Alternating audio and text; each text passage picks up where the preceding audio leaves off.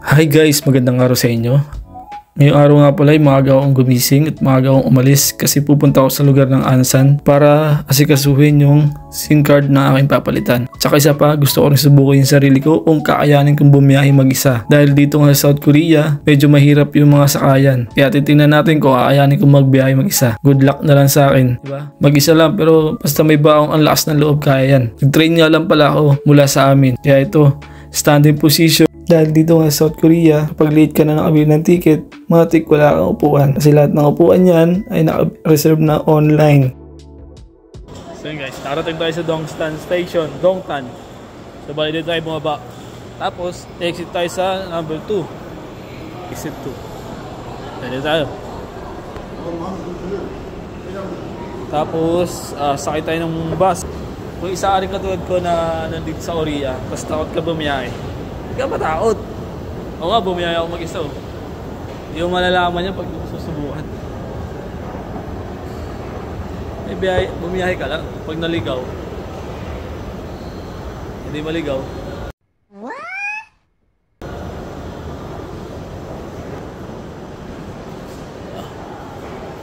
So, labas tayo rito. Hanapan natin sa akin ng bus.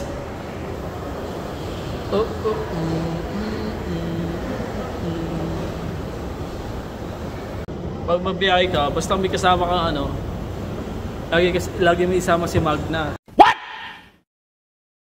What the fuck? Ay Magta. Si Magta pala. Magna tuloy. Magta po yan, Magta. Hindi Magna. So kasama si Magta. Basement 4. Ay, mag-exit lang. Exit 1 and 2, yun, dito. Ito na tayo eh. So dito tayo. Pero mo, basement pa pala to. Dito tayo.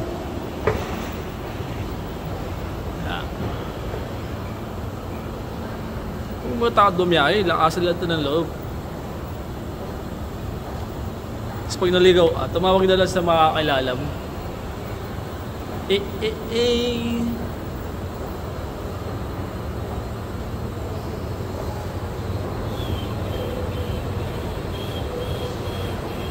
So yun guys, nandito tayo sa bus stop. Problema, hindi ko alam saan dito. Tapos may bus stop dito. Ayan, dito. Hindi ko alam kung papunta doon o papunta rito eh. Tinuturo sa akin na bus G6010, 12 minutes. Ganda rin dito. Dongtan Station. Mataas din ang mga building. Ooh.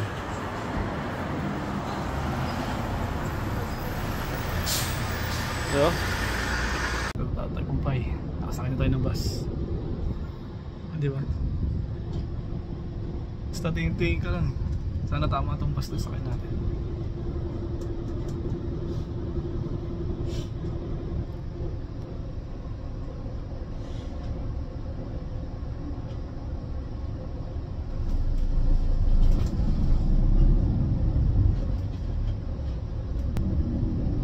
So yun guys, ito kagandahan sa mga bus dito sa South Korea. Pag mga malalaking bus, ganyan, charging station. So pwede tayo mag-charge yan. So yun, nakasakay tayo ng bus. Kailangan natin bumaba sa ano, Changalyok o Sangal Station, train station. Ano rin siya, subway yun doon. Tapos doon tayo sakay papuntang Ansan. Chill lang. Kaya makatay tayo na maayos. Good luck. So yun guys, medyo inaantok tayo. Ganda ng view.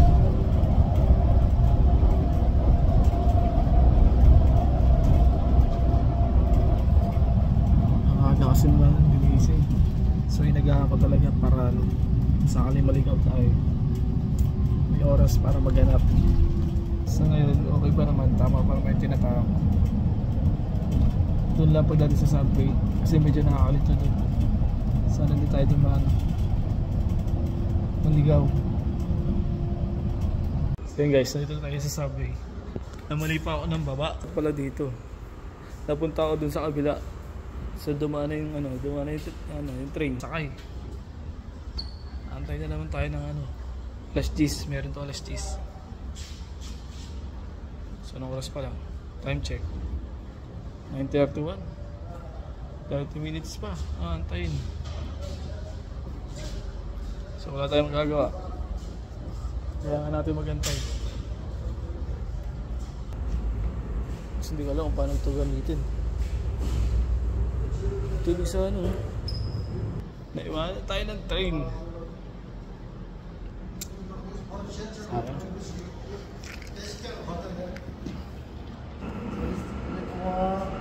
So doon ako napunta.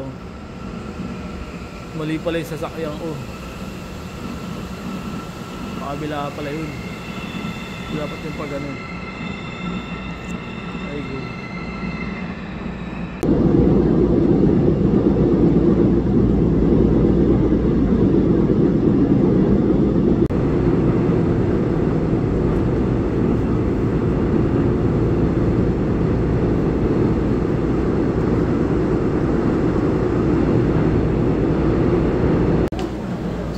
Lahat, nagulat ako, yun pala Suwon Station pala. Suwon Station, ito yung sikat na station oh. Kaya maraming bumababa dito. At kaya maraming bumababa.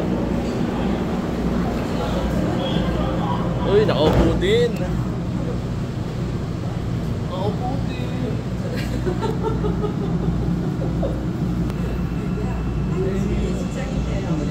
Malayo pa tayo.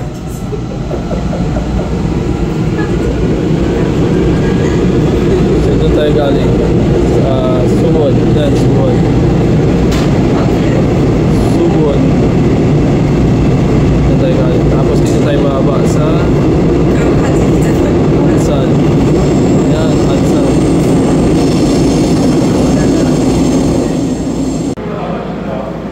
So yun guys, gulat ako, nagbabaan lahat tapos pinatay. Ano na yun? Wala pa ako sa ano. Siguro lilipat kami ng train. O magpapahinga lang saglit. Oh, umalis na. Umalis na. Ayun, ganun pala yun. Siguro mag-aantay na sa sunod na train. Ayun, nagbabaan lahat oh. Walang naiwan. Oh, hawit. So wala natin magkantay. Yes! And finally, nababa rin. So nandito na tayo sa Ansan Yok. Kita niyo ba? Ansan Yok o Ansan Station. So isa na lang yung pupunta natin. Kailangan natin makita yung pwesto ni Ma'am Kang Hari. So tara, lakad. Exit 2. Ayun o. Ansan o entrance 2. Tapos lakad lang kayo dito ng onte. Dati dito kami dumaan ni Vincent sa kabila, pero tingin ko may daanan dito. So dito tayo sa Ansan.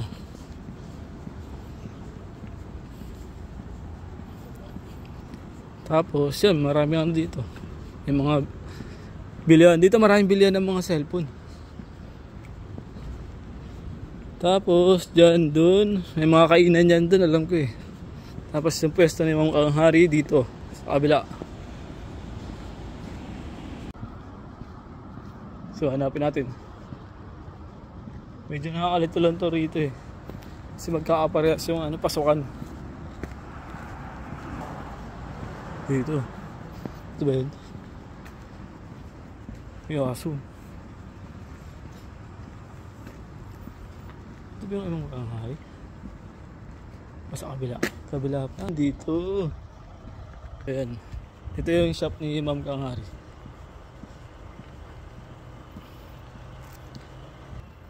Yun. Kang Hari. So yun guys, natapos na rin tayo. Saglit lang. Natapos na yung SIM card natin. Tapos ito, panibagong kontrata sa SIM card. Tapos may free ano pa. May libre pang power bank.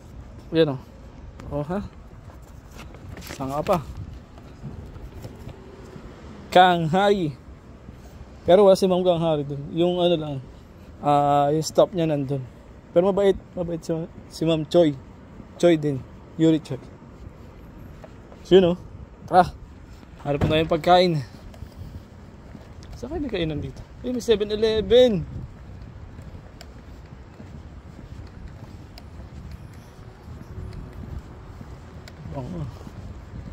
So sabi ni ma'am, sa kabila daw meron, may kainan. Patawid sa kabila. So doon tayo punta.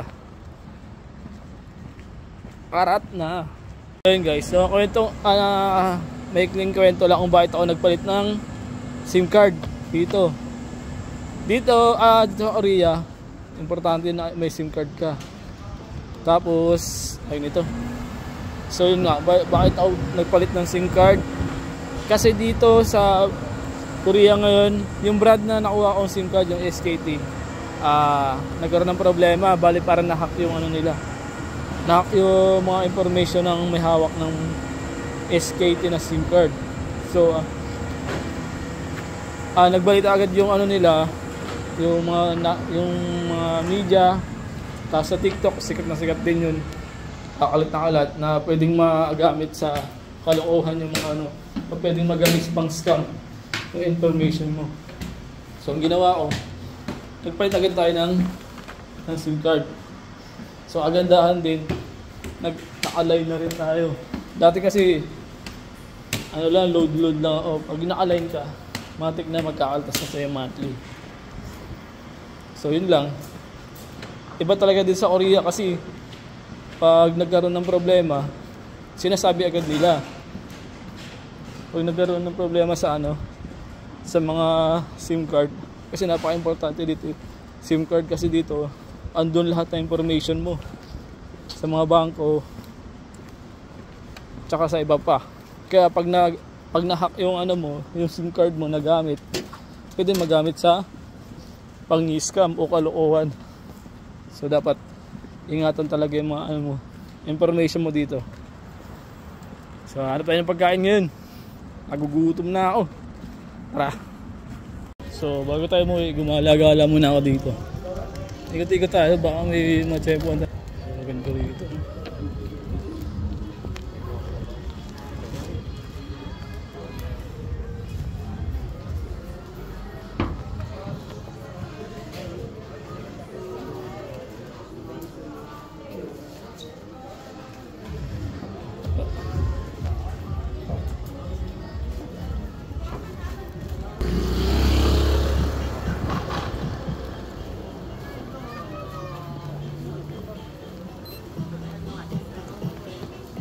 Makainan.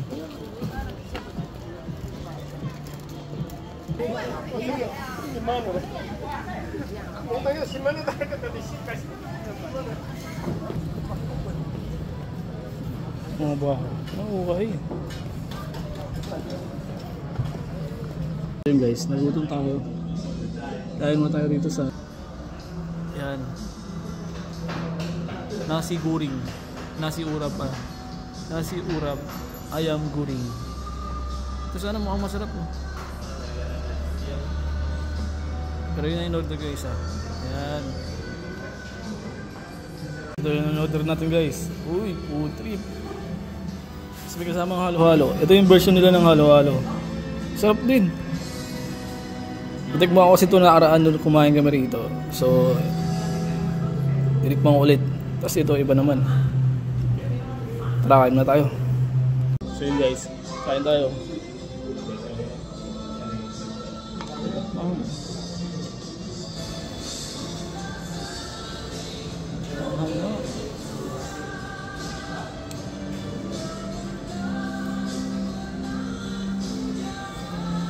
Puro kasi mga dito eh.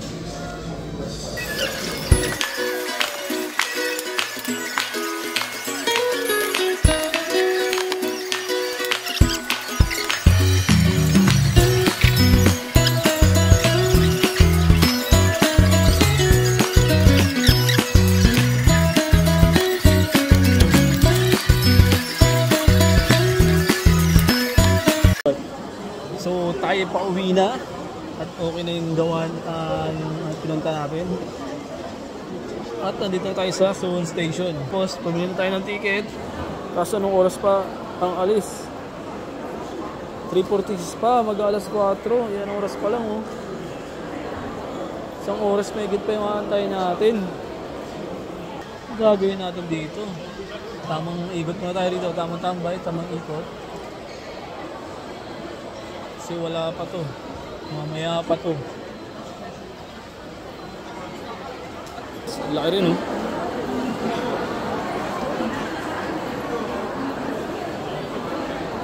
Wala pa yung oras ng train natin. Tingnan muna tayo dito sa iStore. Ito yung mga cellphone ng iPhone, Phone I. Ano tayo? Grabe. iPhone 16 Pro Max. 1TB, 2.3. Mahal din. Sabagay, latest pala yan. 2.3, so nasa ano rin yan.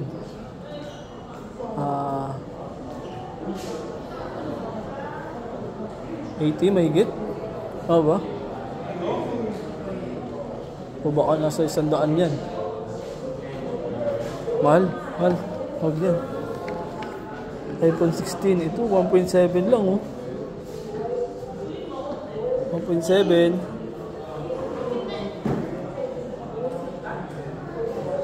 iPhone 16. Kunti lang palitan nila, iPhone 16 Plus. 8 brand new. Paras na. So hanggang tingin lang muna tayo ngayon. Ang ganda yung drone, oh.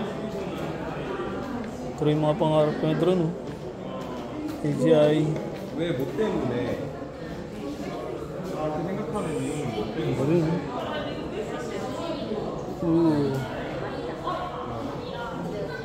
Ito yata yung DJI Osmo. Maliit. Neo pala to. So yan, hanggang tingin lang muna tayo ngayon. Walang araw mabibili din natin yan. Pero hindi kasi ito yung mga priority ko, eh. Gusto ko lupa muna at saka bahay.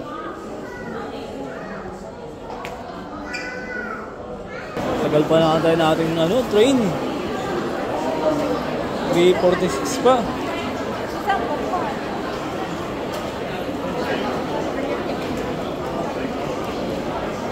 Mag-void ako.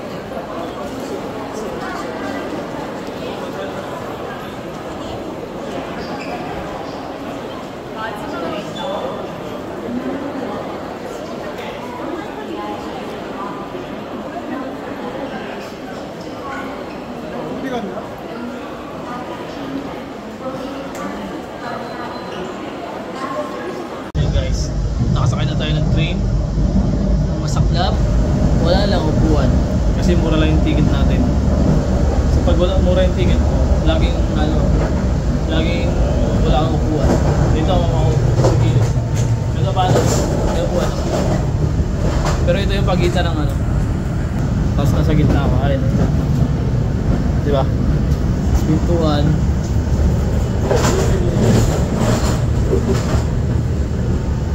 Pabalik na tayo ng Gimse. Ingat sa akin. Bye-bye! So yun, after how many years, andito na tayo sa lugar natin dito sa Gimse. O, narating na tayo. Time check. 6:33.